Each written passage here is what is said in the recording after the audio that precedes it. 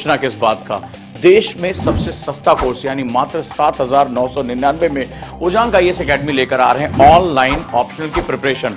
देश के सर्वश्रेष्ठ शिक्षकों के द्वारा बेहतरीन कंटेंट, बेहतरीन मटेरियल और सबसे बड़ी बात है उनके साथ 1-to-1 इंटरेक्शन करने का मौका। लाइव क्लासेस और रिकॉर्डेड क्लासेस दोनों में मौजूद है। अभी डाउनलोड करें उजांग एनी टाइम लर्निंग ऐप और अपनी तैयारी को शुरू करें उजांग ऑप्शनल मेला के साथ। तो दोस्तों, सोचना किस बात का, दिए गए नंबर पे आप कॉल कर सकते हैं और काउंसलर से इसके बारे में और जानकारी प्राप्त कर सकते हैं।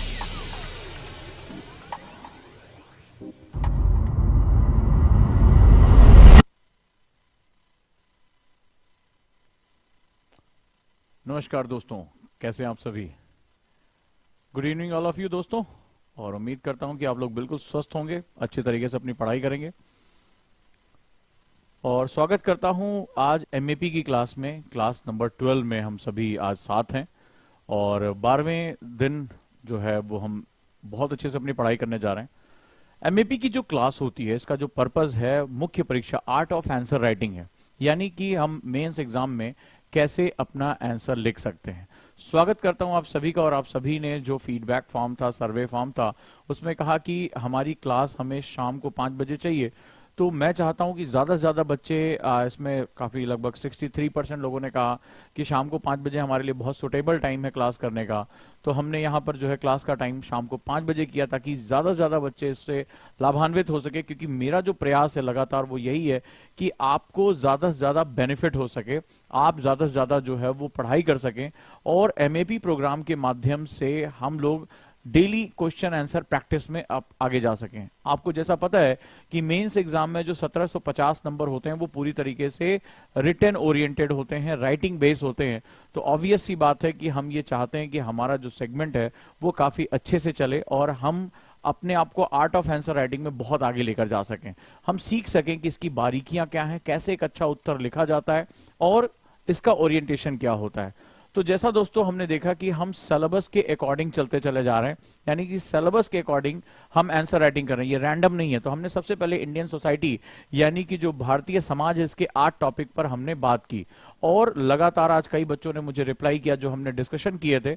अब लगातार क्वेश्चन उस पर चलते चले जा रहे हैं। जैसे आज ही का न्यूज़पेपर की जो एक न्यूज आई है वो भी हमारी क्लास से रिलेटेड रही है, जहां पर भारत की ताकत को पूरी दुनिया ने जो है सराहा है और अब भारत की ताकत को लोग जो है पहचानते चले जा रहे हैं।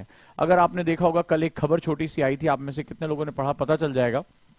और वो खबर ये थी कि जब सूडान से लोग भाग रहे हैं तो उसमें अमेरिका के लोगों को लूटा जा रहा है, लेकिन जैसे ही भारत के लोगों को रोका गया, उन्होंने कहा कि हम भारत के निवासी हैं और जो विद्रोही फोर्सेस थी उन्होंने भारत के निवासियों को जाने दिया।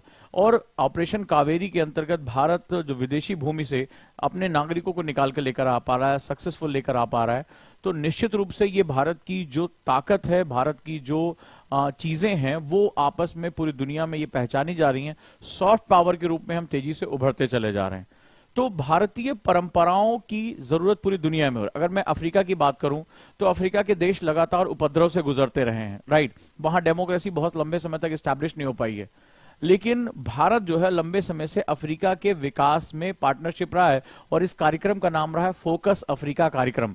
यानी फोकस अफ्रीका प्रोग्राम के अंतर्गत हमने ये सोचा कि जहां चीन वहां पर अफ्रीका के संसाधनों का शोषण कर रहा है और अफ्रीका को उसने अपना कॉलोनी बना लिया है, इसको रिसोर्स कॉलोनी बना लिया, वहीं भारत अफ्रीका के संसाधनों का शोषण करने की बजाय हेल्थ, एजुकेशन, इन सब में भारत एक पार्टनर के रूप में सामने निकल कर आ रहा है। और यही कारण है कि भारत की इस सॉफ्ट पावर और वसुधैव कुटुंबकम की नीति की वजह से तमाम देश भारत और भारतीयों का सम्मान करते हैं। उनको जो है किसी भी मुश्किल समय में कोई भी छेड़खानी उनके साथ नहीं होती है। सो इस तरह से अगर हम बात करें तो जबरदस्त तरीके से भारत का ये उभार का समय है। और मेरे साथ डिस्कशन में जहां हमने पहली क्लास में शुरू किया था और वो क्लास ही इसी बात की थी कि राष्ट्रवाद मेरा प्रमुख मुद्दा रहेगा, नेशनलिज्म प्रमुख कॉन्सेप्ट रहेगा। और यहां मैं चाहता हूं कि आप लोग इस चीज को समझें और जानें, राइट। आगे चलते हैं और आज मेंस आंसर प्रैक्टिस में हम कुछ नई चीजों को समझते हैं।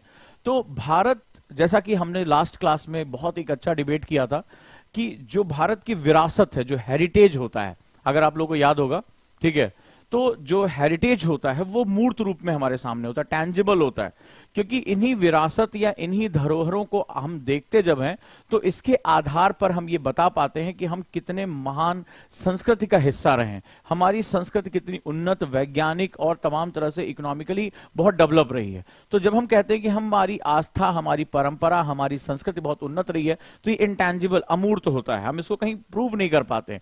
हम ऐसा अपनी विरासतों के आधार पर कह सकते हैं। जैसे जब आप आज कैलाश टेंपल पे जाते हैं तो आप कहते हैं कि कैसे मोनोलिथ बनाया गया होगा, कैसे एक ही चट्टान को लेजर कट किया गया होगा, वो भी आग्नेय इग्नियस रॉक्स को, कौन सी ऐसी मशीन रही होगी, कौन सी ऐसी टेक्नोलॉजी रही होगी कि जहां पर इस तरह के कॉम्प्लेक्स डिजाइन को बनाया गया होगा। तो इसी तरह से हम ये बात कह सकते हैं, आज हम कितना भी कोशिश कर ले, नहीं अरे भारतीय गुलाम रहे हैं, 190 सालों तक अंग्रेजों के गुलाम रहे हैं और पूरी परंपरा नहीं है, अंग्रेजों ने हमें राष्ट्र के कॉन्सेप्ट से बाहर निकालकर फेंक दिया, हमारी संस्कृति को बेकार बताया, हमें जो है वो ये बताया कि इनके पास तो लिपि नहीं थी, इसीलिए गुरु शिष्य बोलकर एक दूसरे को श्रुतियों के रूप में सुनाते थे। तो हमें बहुत ही डिफेम करने के लिए बहुत ज्यादा कोशिशें हुई हैं। लेकिन जब हम अपनी विरासतों को देखते हैं तो भले चाहे कितना भी हमारे अपोज में माहौल हो, वेस्टर्न हमारे कल्चर को कितना भी सप्रेस करने की कोशिश कर रहा हो, दबाने की कोशिश कर रहा हो, लेकिन हम ये कहते हैं कि यार ठीक है जो तुम कह रहे हो, लेकिन ये जो चीज रखी हुई है, ये जो हमारे पास आर्किटेक्चर है, हमारी पेंटिंग, हमारी एलोरा की गुफाएं हैं, हमारा जो लौह स्तंभ है, मेटलर्जी के जो हम हाइट पे हैं, और जो हमारे पास डॉक्यूमेंटेशन है कि हम पूरी दुनिया के साथ व्यापार करते थे, ये बताता है कि कुछ चीजें हिडन है, कुछ चीजों पे हमारा गौरव छुपा हुआ है, हम बस ढूंढ नहीं पा रहे हैं, हमें वहां तक पहुंचना है। तो मेरी जो क्लासेस का डिस्कशन है सिर्फ क्वेश्चन आंसर पर नहीं है, ये डिपेंड करता है कि हम बहुत कुछ नई नई चीजें जान सकते हैं। तो मेरे डिबेट के साथ आप इस डिबेट्स को भी समझोगे। आज का जो क्वेश्चन है वो इसी परंपरा में, जो हमारा लास्ट क्वेश्चन था विरासत यानी हेरिटेज का, इसी का और एक एडवांस वर्जन है और इसके कई आयाम है। आज का क्वेश्चन पेपर 1 इतिहास का भी है, ये पेपर जो 2 के साथ भी जुड़ रहा है, पेपर 3 के साथ भी जुड़ रहा है, तो ये तीनों के साथ एक कॉमन जो है अपनी लेयर को तय कर रहा है। तो आज का क्वेश्चन बड़ा ध्यान से सुनिएगा, और मैं अपने हिस्ट्री के बच्चों को ये क्वेश्चन करा भी चुका हूं। आज हम इसके और ज्यादा जो है आयाम को जानने की कोशिश करेंगे। लेट्स स्टार्ट, शुरू करते हैं हम लोग।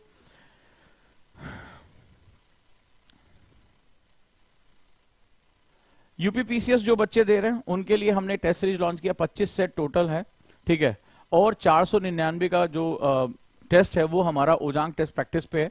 जो लोग ओजांग टेस्ट प्रैक्टिस पे कल जिन्होंने टेस्ट दिया था, अगर आपको याद होगा कल प्रचंड का टेस्ट था, और इतने सेगमेंट में बहुत से बच्चों ने टेस्ट नहीं दिया, उनको शायद डर लगता है टेस्ट देने से, तो उन्हें टेस्ट देना चाहिए, राइट। और यूपीपीसीएस का जो सेट है वो बहुत इंपॉर्टेंट है, तो हम लोग यहां बढ़ते हैं आगे। तो आप मात्र जो है 499 रुपए में जो यूपीएससी देना चाहते हैं, यूपीपीसीएस बाइलिंगुअल टेस्ट दे सकते हैं। चलिए शुरुआत करते हैं हम लोग। और कॉन्सेप्टर बैच की घोषणा हो चुकी है, 12th क्लास के रिजल्ट आने शुरू हो गए सभी बोर्ड्स के। तो ऑब्वियस ही बात है कि अब हम लोग जो 12th के बाद जो आईएएस की तैयारी करना चाहते हैं वो मेरे साथ जुड़ सकते हैं। 5 जून से हम लोग इसमें अपनी शुरुआत करेंगे। तो लेट्स स्टार्ट, इसको हम लोग जो शुरू करते हैं। अब आइए आज के क्वेश्चन की तरफ बढ़ते हैं, फिर हम और चीजों के बारे में बात करेंगे। Let's start. बड़ा प्यारा सा क्वेश्चन है, और भारतीय परंपराओं में, भारतीय लीजेसी में इस क्वेश्चन का एक बड़ा डेप्थ है। क्वेश्चन 2 बार मेंस में आ चुका है, तो बहुत इंपॉर्टेंट हो जाता है।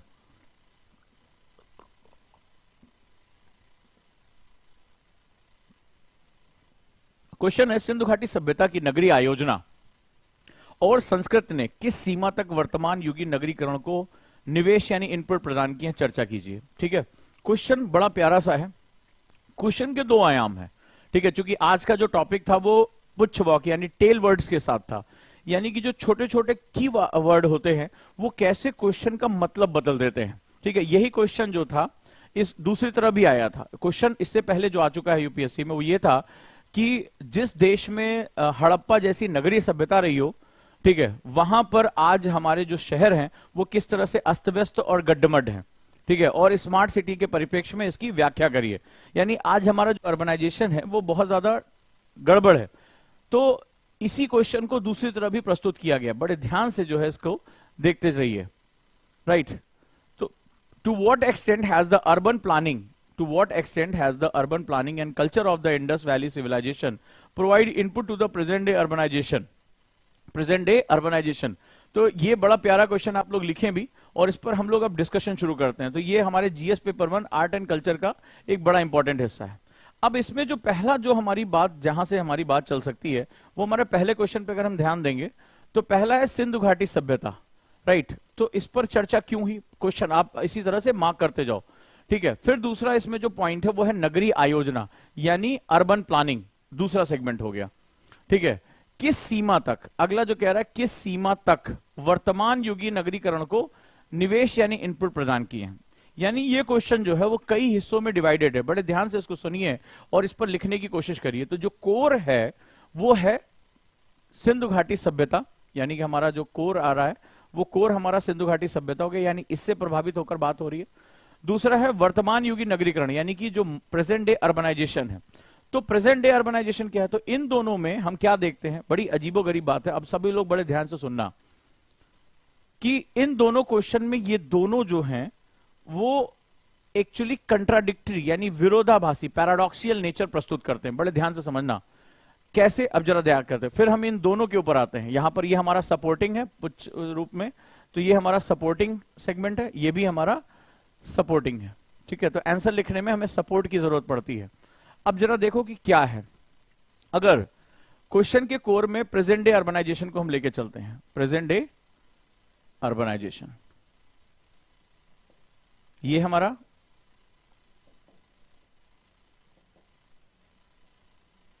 Present day urbanisation, right. तो प्रेजेंट डे अर्बनाइजेशन के फीचर्स क्या हैं जरा ध्यान से देखो।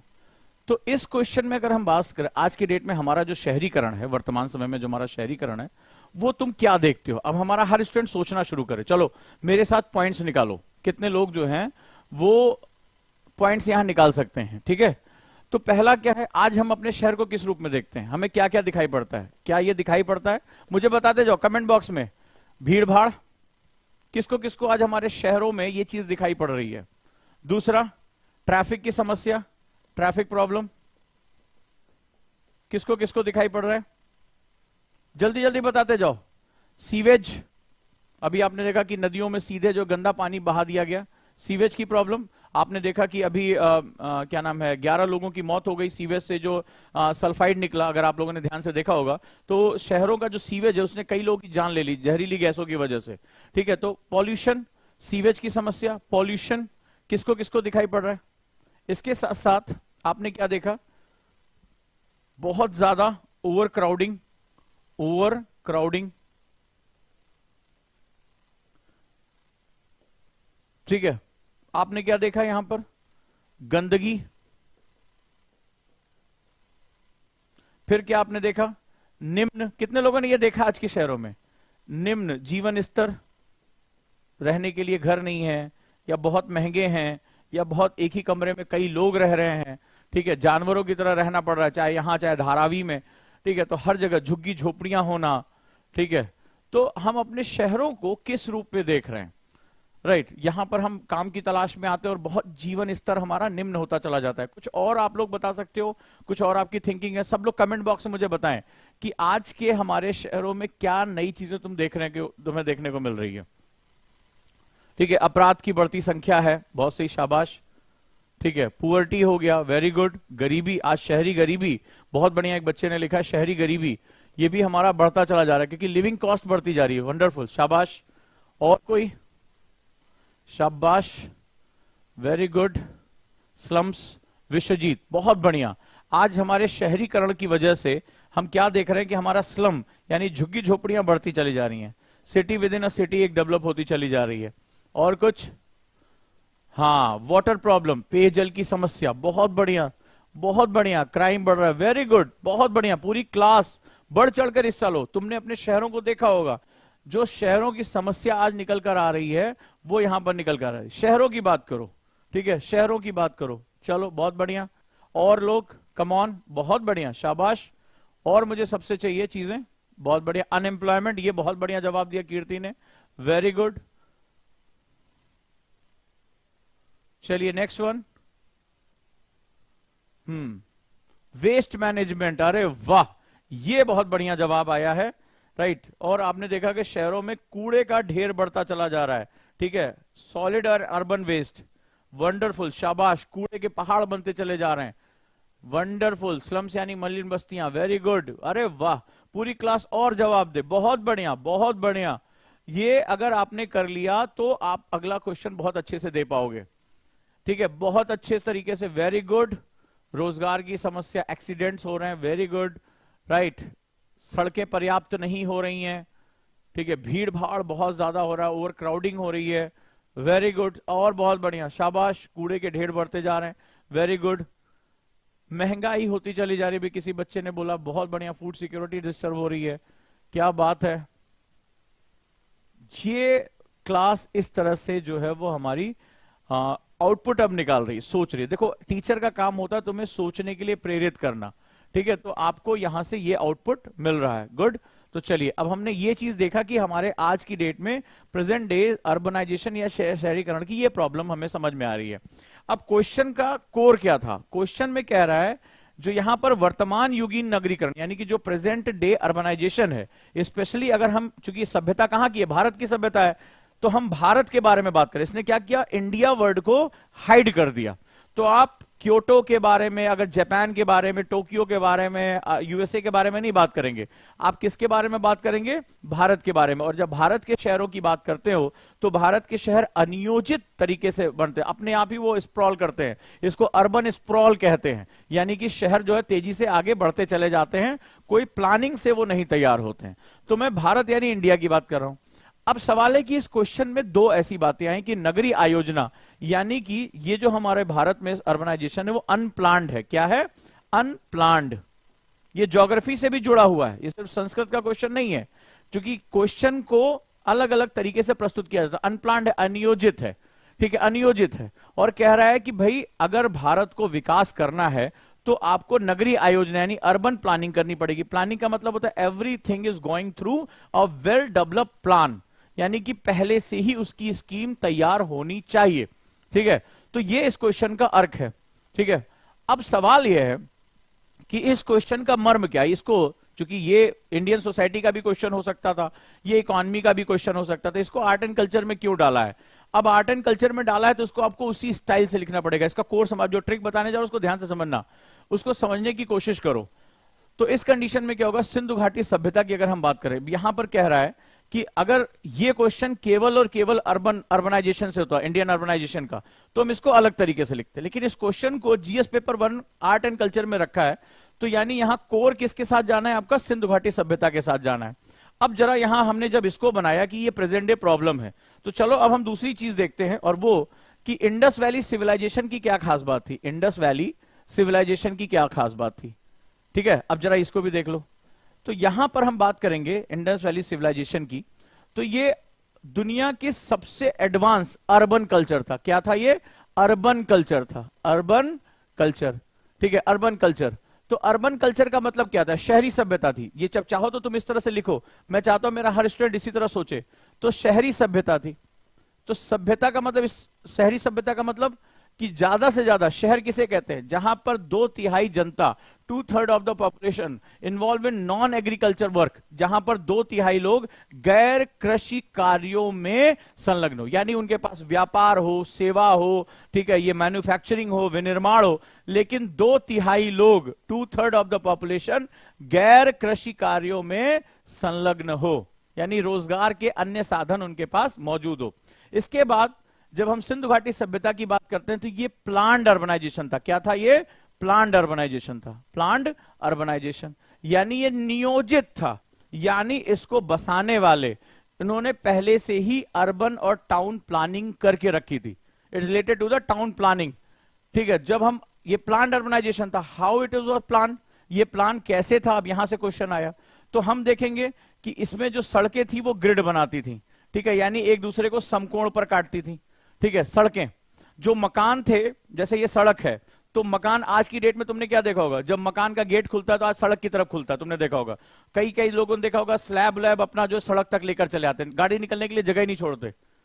नोटिस किया आप लोगों ने? तो आपने वो जो ढलान होती है वो क्या होता है? सड़क के ऊपर तक लेकर चले आते हैं, गेट सड़क पर खुलता उनका। तो पहले ऐसा नहीं था। अगर ये सड़क है तो मकान का जो मुंह होता था वो सड़क की तरफ नहीं खुलता था, अपोजिट यानी उल्टे डायरेक्शन में खुला करता था। इससे सड़क पर कभी भी इंक्रोचमेंट यानी इसके ऊपर कोई अतिक्रमण नहीं हुआ करता था। अगली सबसे इंपॉर्टेंट चीज, आज हमारी शहरों की सबसे बड़ी प्रॉब्लम क्या है? सीवेज की है। अगर आज आपने देखा 11 लोगों की हाइड्रोजन सल्फाइड सूंघने से मृत्यु हो जाती है, एक जो है बहुत नुकसान होता है, तो वहां पर आपने क्या देखा कि वहां पर जो है अंडरग्राउंड कैसा? अंडरग्राउंड सीवेज सिस्टम था, अंडरग्राउंड सीवेज सिस्टम था, और ढकी हुई नालियां थी। कैसी थी? ढकी हुई नालियां, ढकी हुई नालियां थी।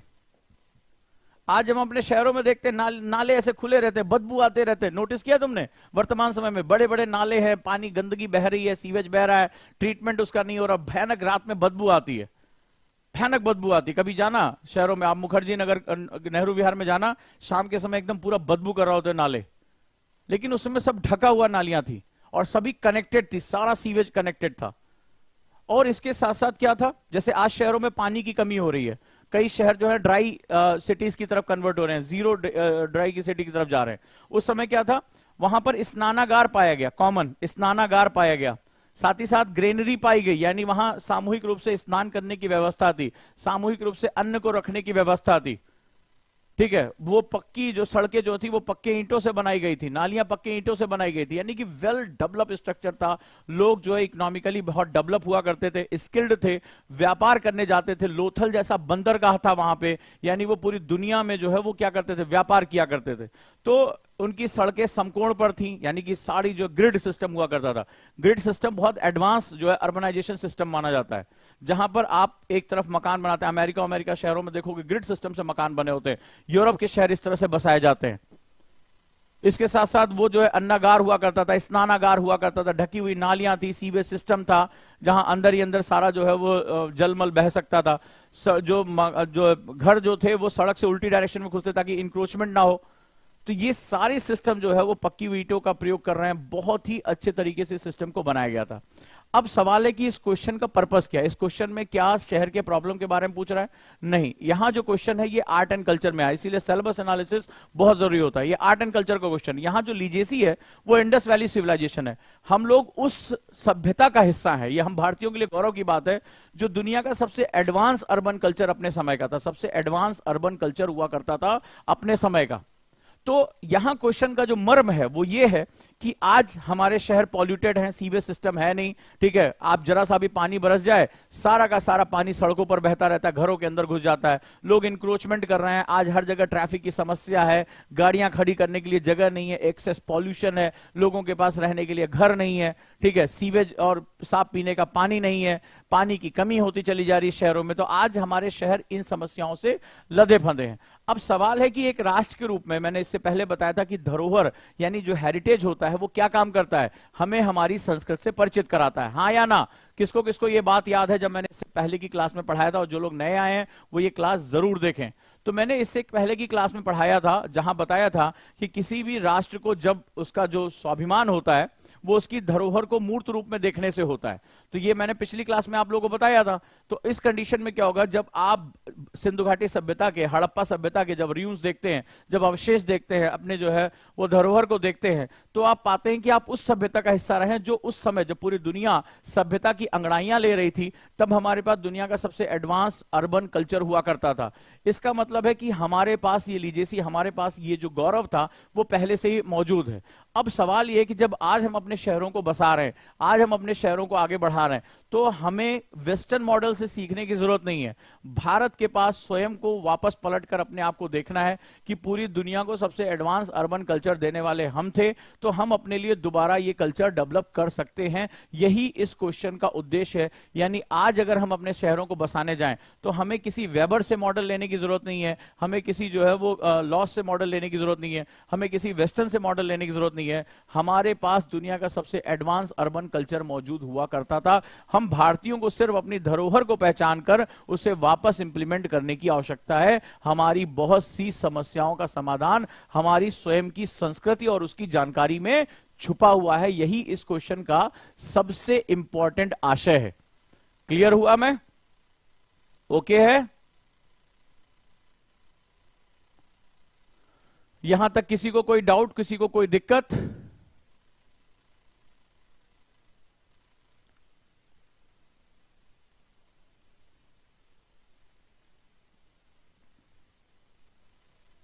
अब जैसे एक स्टूडेंट ने बहुत अच्छा कहा कि उस समय के हमारे मकान जो थे वो नेचुरल एनर्जी से एनर्जाइज होते, नेचुरल लाइट से, और natural cooling and heating system था। लेकिन आज हमें हीटिंग और कूलिंग सिस्टम के लिए ढेर सारे आर्टिफिशियल चीजों की जरूरत है, क्योंकि आज हमारा डिजाइन ग्रीन बिल्डिंग डिजाइन नहीं है। तो इस तरह से हम लोग बहुत इको फ्रेंडली सिस्टम को डेवलप किया करते थे, और अगर आज दुनिया को बचाना है तो हमें उसी तरह से इको फ्रेंडली मॉडल को लेकर आना पड़ेगा, जहां हम नेचर के द्वारा दिए गए प्रकाश और नेचर के द्वारा दी गई जो ऊर्जा है उसका ज्यादा से ज्यादा प्रयोग कर सके। तो ये जो चीजें हैं, हमें आज अगर प्रकृति को बचाना है, आज हमें अर्बनाइजेशन जो कि ग्रोथ इंजन कहलाता है, अगर वो नष्ट हो रहा है तो हमें उसको नष्ट होने से रोकने के लिए लगातार जबरदस्त प्रयास करने की आवश्यकता है। So let's start. हम यहां पे इसको देखते हैं कि इसके आंसर को अब लोग कितने तरीके से कर सकते हैं। तो हम लोग यहां बात करेंगे सिंधु घाटी सभ्यता क्या थी। सिंधु घाटी सभ्यता जो थी वो जबरदस्त तरीके से अस्तित्व में थी, आज से 3300 ईस्वी पूर्व जो थी, और बहुत ही एडवांस सिविलाइज कल्चर हुआ करता था, राइट। तो ये हमारे लिए बहुत इंपॉर्टेंट है और भारत की एक महान धरोहर थी। तो हमें अगर हम देखें तो वर्तमान समय में अगर हमें उस तरह से जल निकासी करनी है, जल नगर नियोजन, अर्बन प्लानिंग करनी है, तो हमें सिंधु घाटी सभ्यता से सीखने की आवश्यकता है, ठीक है। तो इस तरह से अगर हम बात करें तो हमारे चाहे आवास हो, चाहे हमारा जो हमारे रहन सहन हो, हमारी इकोनॉमी हो, हमारा जो सामुदायिक सिस्टम हो, कम्युनिटी डेवलपमेंट हो, ये सब कुछ हमें प्राचीन व्यवस्था के हिसाब से ले जाने की आवश्यकता थी। तो ये सारी चीजें मैंने आज आपको यहां बता दिया, तो आप लोग भी इसको समझ सकते हैं। पहले तालाब हुआ करते थे उस समय, जहां पर जल संरक्षण किया जाता था। आप आश्चर्य करेंगे, आज शहरों में जल संरक्षण के नाम पर कोई प्रयास नहीं हो रहा है। शहर सबसे ज्यादा जो है वो पानी की खपत कर रहे हैं, अंधाधुंध पानी की खपत हो रही है। जो ग्राउंड वाटर उसको निकाला जा रहा है, पानी को बार बार रीप्रोसेस किया जा रहा है, केमिकल डाला जा रहा है। लेकिन किसी भी शहर में, चाहे वो अमीर हो चाहे गरीब हो, आप देखिए कि शहर में जो वाटर ट्रीटमेंट प्लांट्स हैं या जो वाटर हार्वेस्टिंग है, जल संभरण है, वो नहीं हो रहा है। यानी भारत के पास वो सारी चीजें मौजूद थी जो अगर हम सीख पाए, अगर हम अपनी धरोहर को केवल जान पाए, अपनी संस्कृति को समझ पाए, तो हम भारतीयों के लिए इसकी स्थापना बहुत आसान हो जाएगी। तो ये इस क्वेश्चन का मर्म रहा। इसकी PDF Ojaank any time learning app पे हिंदी और इंग्लिश दोनों में अवेलेबल है। आप क्वेश्चन को ट्राई करिए, क्वेश्चन को ट्राई करने के साथ साथ आप इसको जो है वो दोबारा लगाइए। आज के कॉन्सेप्ट में सबसे इंपॉर्टेंट बात रही, मैंने इसको दो पार्ट में कंपैरिजन कर दिया। यानी कभी भी इस तरह का जब भी क्वेश्चन यूपीएससी में आता है तो आपको यह देखना है कि पहला, सबसे पहले क्या आइडेंटिफिकेशन करना है। पहले ध्यान से समझो, सबसे पहले आइडेंटिफिकेशन करना कि किस पेपर के अंतर्गत लिखना है। अगर आपको सिलेबस नहीं पता तो मेरी सिलेबस एनालिसिस की वीडियो देख लो। अब यहां पर हमने जो देखा वो क्या देखा कि जीएस पेपर 1 के हिसाब से हमें लिखना है, जबकि अर्बनाइजेशन हमारा इंडियन सोसाइटी का भी पार्ट है और हम जो है इकोनॉमिक्स का भी पार्ट है। लेकिन हमने यहां क्या देखा, कला और संस्कृत जीएस पेपर 1 का पार्ट है। इसका सीधा सा मतलब है कि हमें इसको प्राचीन भारतीय सभ्यता के ऊपर लिखना है। क्वेश्चन का आयाम बदल जाता है। यही इंडियन सोसाइटी में जब लिखेंगे तो हम इसको तरीके से, दूसरे तरीके से लिखेंगे। यही जब इकोनॉमी में लिखेंगे तो हम उसको दूसरे तरीके से लिखेंगे। तो आपने यहां डिसाइड किया, यानी कोर में आपको क्या रखना है, सिंधु घाटी सभ्यता को रखना है। इसके साथ साथ आज की डेट में जो इंडियन अर्बनाइजेशन, उसकी प्रॉब्लम क्या है। क्योंकि हम ये बात क्यों कह रहे हैं, हम ये बात कह रहे हैं कि आज अगर प्रॉब्लम नहीं होता, यहां जो वर्ड है किस सीमा तक प्रभावित किया है, इनपुट प्रदान किए। यानी कि आप इसको सुधारने के लिए जैसे स्मार्ट सिटी का कॉन्सेप्ट लेकर आया, तो स्मार्ट सिटी का कॉन्सेप्ट क्या है बेसिकली, तो हमें इसको समझने के लिए किसी फॉरेन की कंट्री को नहीं फॉलो करना है, हमें अपनी सभ्यता को ही आगे लेकर जाना है। क्योंकि हम भारत के लोग अपनी सभ्यताओं से जितनी जल्दी प्रभावित हो सकते हैं, उसके साथ जो हमारा जुड़ाव है वो किसी अन्य संस्कृति या सभ्यता के साथ नहीं हो सकता। तो ये बहुत जरूरी है कि हम अपनी सभ्यता को लेकर आए, अपनी सभ्यता को पहचानें। हम ये गौरवान्वित महसूस करें कि जिस देश में सिंधु घाटी सभ्यता जैसी अर्बन, एडवांस अर्बन टेक्नोलॉजी थी, सभ्यता थी, वो आज उसके शहर इतनी बुरी हालत में क्यों है, जहां मलिन बस्तियां हैं, लोगों के पास टॉयलेट नहीं है, तमाम तरह की दिक्कतों का सामना करना है, पॉल्यूशन है, लाइफ स्टैंडर्ड खराब होता चला जा रहा है, अर्बन पुअर्टी बढ़ती चली जा रही है, अर्बन क्राइम बढ़ता चला जा रहा है, ड्रग्स बढ़ता चला जा रहा है, जाने कितनी समस्याओं का सामना हमें करना पड़ रहा है। तो सवाल है कि हमें इन सॉल्यूशंस को पाने के लिए अपनी धरोहर को समझना पड़ेगा। सिर्फ हड़प्पा इतिहास के स्टूडेंट को पढ़ाया जाने वाला विषय नहीं जैसा बना दिया गया, सॉरी टू से, लेकिन हमारी शिक्षा व्यवस्था की इतनी कमियां थी। ये राष्ट्रीय धरोहर की विषय थी, और धरोहर का मतलब मैंने क्या बताया था कि हमारा जो गौरव, हमारा जो प्राइड होता है, उसको प्रत्यक्ष रूप में देखा जाए। लेकिन हड़प्पा कौन पढ़ता है, साइंस का स्टूडेंट पढ़ता है, कभी नहीं पढ़ता है, ठीक है। कॉमर्स का स्टूडेंट पढ़ता है, कभी नहीं पढ़ता है। मैथ्स का स्टूडेंट पढ़ता है, कभी नहीं पढ़ता है। हड़प्पा कौन सा स्टूडेंट पढ़ता है, सिर्फ जिसको आर्ट्स मिली हुई है, जिसका सब्जेक्ट हिस्ट्री है, वही इसको हिस्ट्री के सब्जेक्ट के रूप में पढ़ता है। तो क्या तुम मुझे बताओ कि शहर में रहने वाला और शहर की समस्याओं का समाधान, जो उसकी समस्याएं झेल रहा है, जो पॉल्यूशन झेल रहा है, जिसके फेफड़े खराब हो रहे हैं, जिसको गंदा पानी पीने को मिल रहा है, क्या ये समस्याएं उससे पूछती है कि तुम साइंस वाले हो तो तुम्हें समस्या नहीं दिखाएंगे, तुम कॉमर्स वाले हो तो तुम्हें प्रॉब्लम नहीं होगी, अच्छा तुम आर्ट्स वाले हो, तुमने हड़प्पा पढ़ा है, तुम तुम्हारे फेफड़े खराब कर देंगे? ऐसा कभी हुआ है? आप मुझे बताओ। क्या ये जो पॉल्यूशन है, क्लाइमेट चेंजेस हैं, ये जो एक्सीडेंट्स हैं, ये अर्बन जो है वो स्लम्स हैं, ये क्या कभी तुम्हारा एजुकेशन स्ट्रीम पूछकर आती हैं? कभी नहीं आती हैं, कभी नहीं आती हैं। इसका मतलब है ये राष्ट्रीय धरोहर की चीज थी और हर नागरिक को पढ़ाया जाना चाहिए था, और न सिर्फ पढ़ने की, सिर्फ एग्जाम देकर पास होने की चीज नहीं थी, ये राष्ट्रीय गौरव का विषय था। क्योंकि जब तक राष्ट्र के नागरिक अपनी धरोहर, अपनी गौरव को नहीं जानेंगे, तब तक कभी भी राष्ट्र अपने जो है अस्तित्व के साथ खड़ा नहीं हो सकता, और तब तक हम अपनी समस्याओं का समाधान खुद अपने अंदर ढूंढना नहीं शुरू करेंगे। हम हर चीज के लिए पाकिस्तान को दोषी बता देते हैं, वेस्टर्न को दोषी बता देते हैं, जबकि गलती यह है कि हम अपनी राष्ट्रीय धरोहर, अपनी महान चीजों के बारे में बिल्कुल भी जागरूक नहीं है। और अगर मैं गलत हूं तो मुझे बोलिएगा, हां सर आप गलत कह रहे हैं। आज हमें हड़प्पा कौन सा स्टूडेंट पढ़ता है? जिसको यूपीएससी देना है या जिसके पास हिस्ट्री का सब्जेक्ट है। अदरवाइज इस राष्ट्रीय धरोहर, इस महान गौरव, इस राष्ट्रीय गाथा, इसके उद्देश्य के बारे में हम सभी को कुछ नहीं बताया जाता है, कुछ नहीं बताया जाता है। और हमें यह लगता है कि हमने अपने शिक्षा को स्ट्रीम वाइज डिवाइड कर लिया है, जबकि हमारी समस्याएं कॉमन हैं, हमारी समस्याएं कॉमन है। तो हमें बहुत बड़ी सोच रखनी पड़ेगी, हमें बहुत बड़ा विन्यास रखना पड़ेगा। आज की क्लास में जब हमने मेंस आंसर प्रैक्टिस की है, तो यहां पर हमें यह समझना पड़ेगा कि तथ्यों को कितनी गहराई में जाकर समझने की आवश्यकता है। और अगर आप में से कुछ लोग जागरूक रहे होंगे, कुछ लोग अवेयर रहे होंगे, तो आज मेरी क्लास से बहुत से पॉइंट्स उन्होंने लिखे होंगे जहां इस क्वेश्चन को कई बार यूपीएससी ने अलग अलग डायमेंशन में पूछा है। तो नो डाउट अगली बार हो सकता है कि इन्हीं क्वेश्चंस को लेकर, इसी जो मेरे डिस्कशन को लेकर एक नया क्वेश्चन बना दें। एब्सोल्यूट आंसर इस क्लास का जो है वो उद्देश्य नहीं है, एब्सोल्यूट थॉट जो है वो इस क्लास का उद्देश्य है कि आपकी थॉट प्रोसेस जनरेट हो सके। आप अगली बार यूपीएससी कोई नए तरह का क्वेश्चन पूछ ले तो आपका थॉट प्रोसेस इतना स्ट्रांग होना चाहिए कि आप प्राउडली कह सके, यस सर हम इसका जवाब देने में सक्षम हैं। और अगर आप इसका जवाब देने में सक्षम है तो यूपीएससी कुछ भी तरह का ट्विस्ट लेकर आए, कोई भी तरह की चीज लेकर आए, आप इसको आसानी से कर सकते हैं। तो मैं यही आपसे एक उम्मीद करता हूं कि आप मेरे डिबेट्स को लिखा करें, आप जो मैं डिस्कशन करता हूं उसके पॉइंट्स जरूर बनाया करें, और क्लास खत्म होने के बाद तुरंत कुर्सी मत छोड़ा करें। 15-20 मिनट जो मैंने डिस्कशन किया है उसको राइट डाउन करने की कोशिश जरूर जरूर करें, तभी जो है आप उस पर सक्सेस हो पाएंगे। तो जो आज की क्लास का पर्पस था वो पिछली क्लास के कंटिन्यूएशन से था। वो ये था कि हमारी जो धरोहर होती है हमें राष्ट्रीय गौरव के साथ जोड़ने का काम करती है। जब हम राष्ट्रीय गौरव के साथ जोड़ते हैं तो हमें अपने सांस्कृतिक विन्यास पर गर्व होता है, और जब राष्ट्र को अपने सांस्कृतिक विन्यास पे, अपने कल्चरल डायमेंशंस पे जब प्राउड फील होता है, जब वो गर्व करता है, तो निश्चित रूप से राष्ट्र स्वाभिमान के साथ खड़ा होता है। आज हमारे जो अर्बन सेंटर्स हैं, हमारे जो शहर है, वो 52 चाहे महानगर हो, वो हमारे समृद्धि का इंजन है, वो हमारी ग्रोथ इंजन है। और अगर हमारे ग्रोथ इंजन में कचरा आ जाएगा, हमारा ग्रोथ इंजन जो है वो अगर खराब होने लगेगा, तो नो डाउट भारत का जो आर्थिक प्रगति है, जो हमारा स्वर्णिम काल है, जो हमारा विश्व गुरु बनने का सपना है, वो डिस्ट्रॉय हो जाएगा।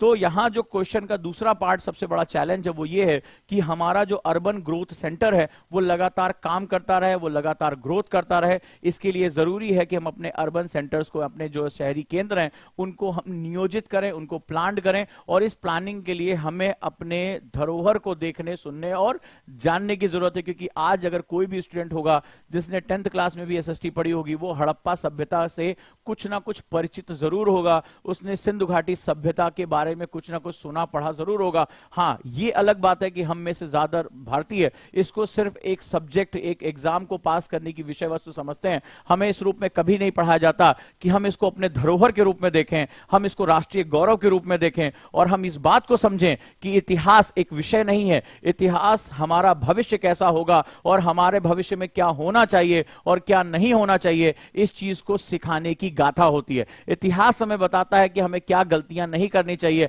या इतिहास हमें बताता है कि हम किस प्राचीन महान सभ्यता का हिस्सा हैं और उससे हम क्या सीखकर पुनः अपने भविष्य को स्वर्णिम कर सकते हैं, आने वाली पीढ़ियों को उनका हक दिला सकते हैं जिसके लिए वो निश्चित रूप से उनको ये मिलना चाहिए। तो इतिहास बहुत व्यापक हो जाता है, बहुत ही ब्रॉडर हो जाता है, और मैं उम्मीद करता हूं कि आपने आज जो चीजें सीखी होंगी इस पर एक कंप्रीहेंसिव लेख आर्टिकल लिखेंगे। अगर आप इस आर्टिकल को लिख पाने में सक्षम होते हैं तो आपकी थॉट प्रोसेस अगले लेवल पे जाएगी।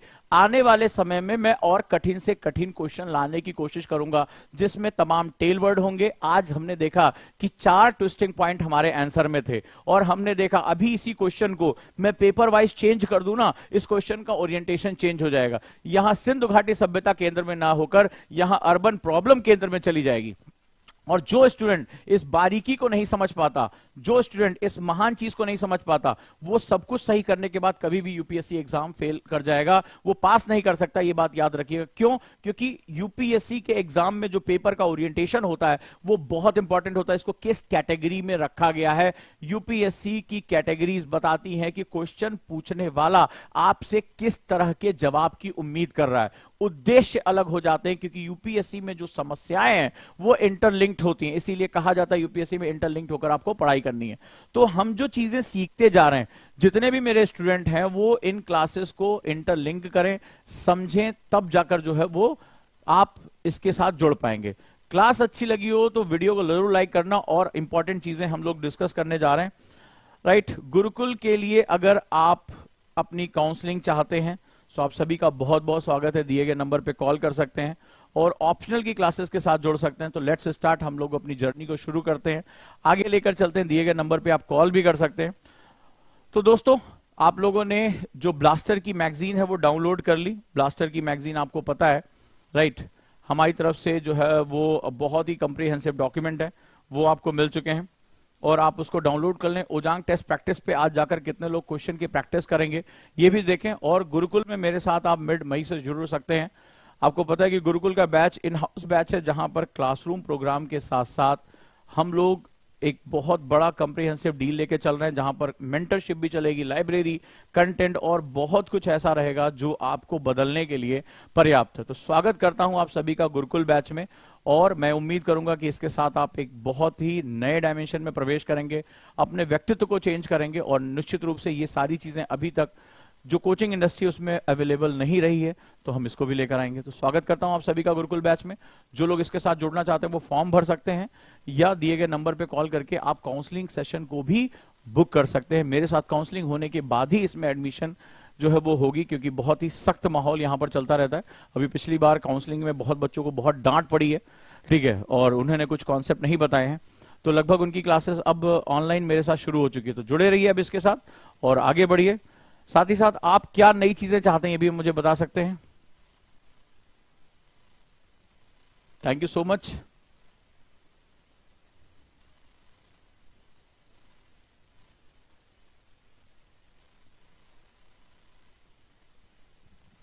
Thank you.